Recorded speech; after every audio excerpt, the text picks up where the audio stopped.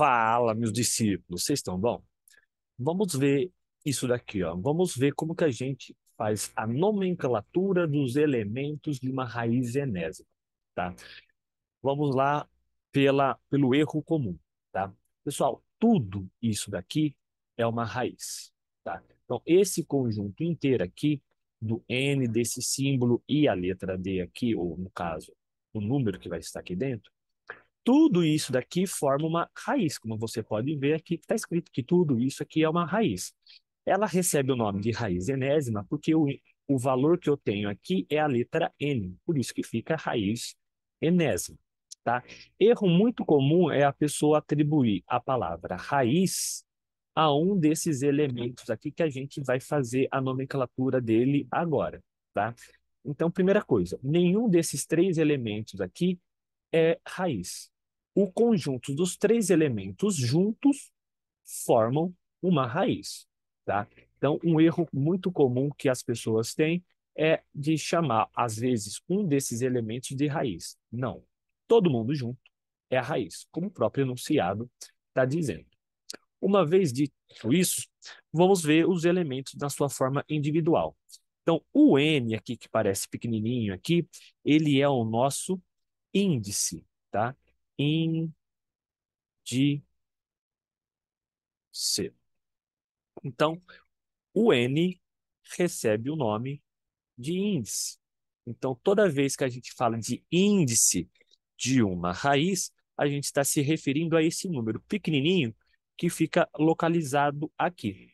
Quando você não enxerga esse número pequenininho aqui, tá? No caso, quando você não enxerga o índice, significa que o índice é 2, tá?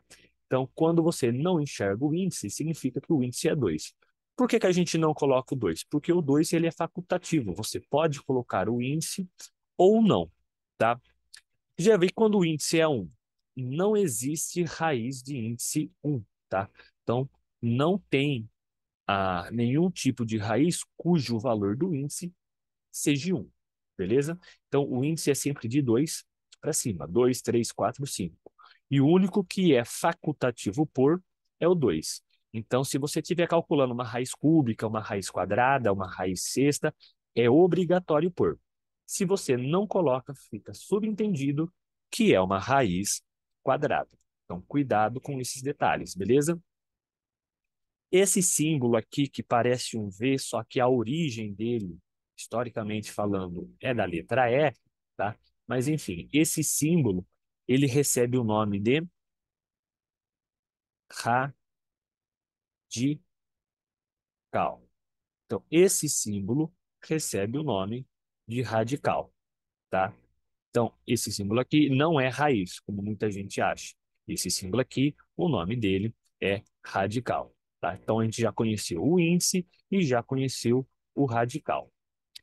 O número que fica dentro do radical, que aqui eu estou chamando de D, então, esse D aqui, ele recebe o nome de radicando.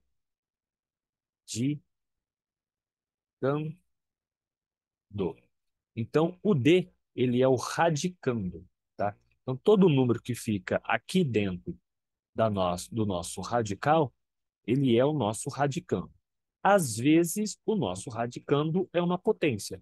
Então, além de ser um radicando, ele também é uma potência, e a potência também tem as suas nomenclaturas, que é base e expoente.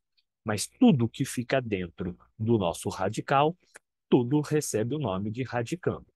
Beleza? Então, os elementos que compõem uma raiz, seja ela de qual índice for, é índice, radical e radicando. Quando eu tenho índice, radical e radicando, isso forma uma raiz.